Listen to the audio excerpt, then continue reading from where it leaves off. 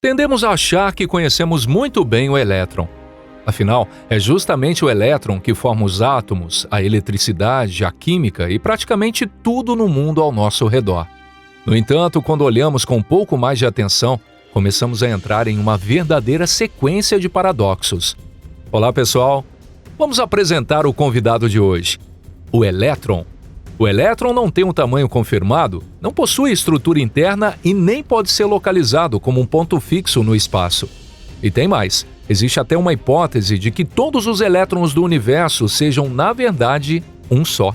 Parece coisa de ficção científica? Bem-vindos ao nosso canal Pipa. Com o maior prazer, eu sou o Deluca. Pois é, todas essas ideias são realmente discutidas dentro da física. E aí, ficou curioso? Então, bora começar o nosso vídeo de hoje.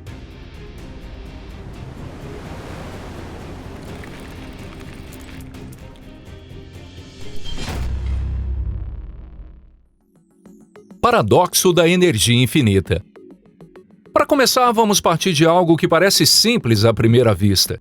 Trata-se do tamanho do elétron. No nosso dia a dia, tendemos a pensar que tudo possui um tamanho definido. Uma maçã, um grão de areia, até uma bactéria. Até mesmo os átomos têm um raio bem definido. No entanto, quando os físicos tentam determinar o tamanho do elétron, surge um problema inesperado. Experimentos mostram que o elétron se comporta como uma partícula pontual. Ou seja, ele possui massa e carga, mas não apresenta estrutura interna detectável. E, na prática, não tem um raio no sentido em que normalmente entendemos. É aqui que aparece a primeira contradição séria. Qualquer carga elétrica cria ao seu redor um campo elétrico que contém energia. Quanto mais nos aproximamos da própria carga, mais intenso esse campo se torna. Se o elétron tivesse um raio finito, mesmo que muito pequeno, tudo pareceria perfeitamente natural. Ao nos aproximarmos da superfície da partícula, o campo se intensificaria, mas a energia permaneceria finita. Porém, se o elétron for realmente pontual, ou seja, se o seu raio for igual a zero, a situação muda completamente. Nesse caso, o campo elétrico nas proximidades do ponto onde está a carga deveria se tornar infinito. E isso significa que a energia desse campo também tenderia ao infinito. Mas isso é simplesmente impossível. Só que a surpresa não para por aí. Os físicos encontraram uma maneira de contornar esse problema. Na eletrodinâmica quântica, utiliza-se um procedimento matemático especial chamado renormalização. Com ele, é possível eliminar os infinitos que aparecem nas equações e obter valores finitos para grandezas observáveis. E o mais impressionante é que os resultados dessas contas batem com os experimentos com uma precisão extraordinária. Imagine só! Trata-se de uma das teorias mais precisas de toda a ciência. Ainda assim, precisamos admitir com honestidade. Até hoje, não entendemos completamente o que está por trás da natureza pontual do elétron. Uma existência absolutamente idêntica. Em seguida, há uma característica curiosa. Todos os elétrons do universo são completamente idênticos. Todos os elétrons possuem exatamente a mesma massa, a mesma carga e o mesmo spin. Em toda a história da física, nenhum experimento jamais encontrou qualquer diferença entre elétrons. Talvez isso soe quase óbvio para você. Mas se pensar bem, é uma situação extremamente incomum. No nosso mundo, quase não existem objetos perfeitamente idênticos. 2 pedras, 2 flocos de neve, até 2 gotas de água sempre apresentam alguma diferença. Talvez você esteja pensando, e daí? Prótons e nêutrons também não são iguais?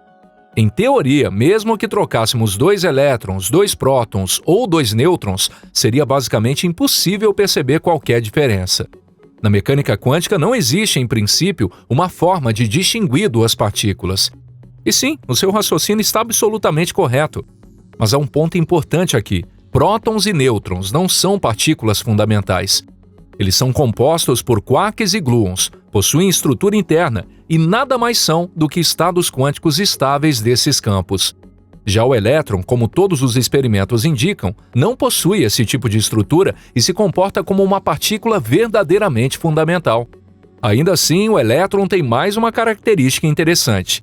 Ele possui uma antipartícula chamada pósitron. O pósitron é praticamente uma cópia exata do elétron, diferindo apenas no sinal da carga elétrica. Foi justamente essa identidade perfeita que levou os físicos, em certo momento, a uma ideia bastante incomum.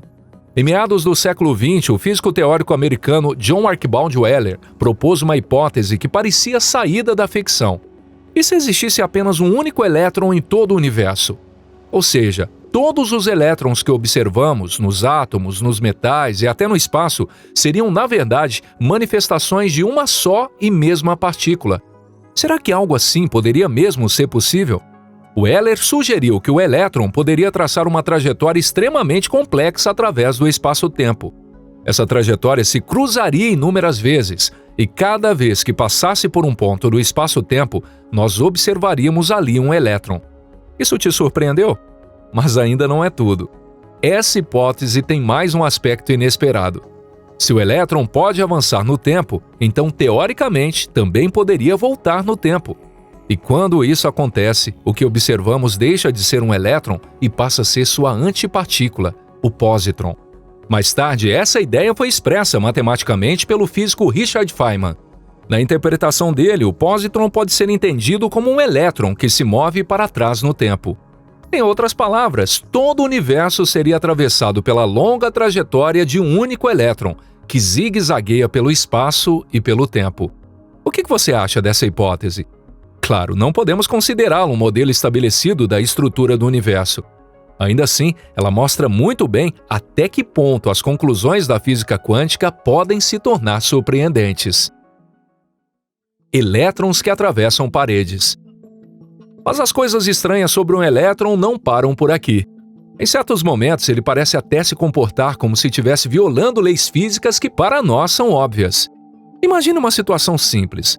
Suponha que existe uma barreira, como uma parede física ou uma barreira de potencial. Na física clássica, a explicação é direta. Se a partícula não tiver energia suficiente, ela não consegue atravessar essa barreira. É como uma bola que não consegue passar por cima de uma cerca alta demais. Só que no mundo quântico, tudo muda completamente. O elétron é descrito por uma função de onda. Ou seja, seu estado se comporta como uma onda, que não desaparece bruscamente ao encontrar um limite. Parte dessa onda vaza para dentro da barreira e às vezes chega até a aparecer do outro lado. Como resultado, o elétron pode surgir em lugares onde, segundo a física clássica, ele simplesmente não poderia existir.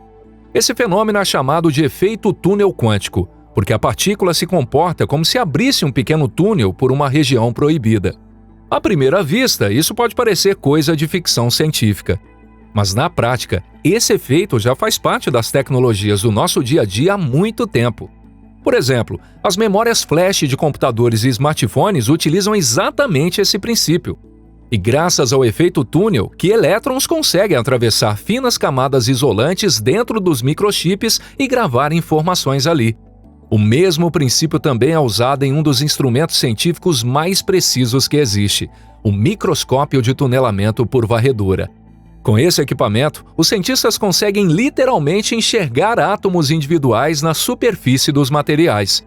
Ainda assim, sendo objetivos, o efeito túnel não é exclusivo dos elétrons, mas sim de uma propriedade geral do mundo quântico. Outras partículas também podem apresentar esse comportamento. Um exemplo são os prótons. É justamente graças ao efeito túnel que as reações termonucleares acontecem no interior das estrelas, incluindo o Sol. Como os prótons têm carga elétrica, eles se repelem, e pela física clássica, dificilmente conseguiriam se aproximar. Mesmo com temperaturas de milhões de graus e pressões de bilhões de atmosferas dentro das estrelas, eles não conseguiriam superar a barreira de Coulomb. Já na mecânica quântica, existe uma chance de atravessar essa barreira. Em outras palavras, é por causa do efeito túnel quântico que o Sol consegue brilhar. O elétron como arquiteto da matéria. A partir daqui, vamos falar do papel mais importante do elétron, sem dúvida nenhuma. Quando pensamos na matéria, tendemos a acreditar que tudo é determinado pelo núcleo atômico. De fato, quase toda a massa do átomo está concentrada no núcleo. Mas, na realidade, quem define a forma e as propriedades da matéria não é o núcleo, e sim o elétron. São justamente os elétrons que formam as camadas eletrônicas e interagem quando os átomos se aproximam. Além disso, a maneira como os elétrons se organizam ao redor do núcleo determina a forma das moléculas. Isso define se elas serão lineares, angulares ou se formarão estruturas tridimensionais complexas. São os elétrons que criam as ligações químicas, formam as moléculas e tornam possível a existência de substâncias complexas, desde a água e os minerais até proteínas e DNA. Na prática, quase toda a química do universo é determinada pelo comportamento dos elétrons. Ainda assim, existem muitos mistérios sobre os elétrons que permanecem sem explicação. E o modo como a energia realmente se propaga em um circuito é algo surpreendente. A energia não percorre o interior do fio, mas é transmitida pelo campo ao redor dele. Esse fenômeno é tão contraintuitivo que até os próprios físicos ainda discutem os detalhes de sua interpretação. Você já parou para pensar por que quando bilhões de elétrons se reúnem em um pedaço de metal, eles passam a se comportar como um único sistema quântico complexo e misterioso? Na prática, os elétrons não se deslocam pelo fio na velocidade da luz.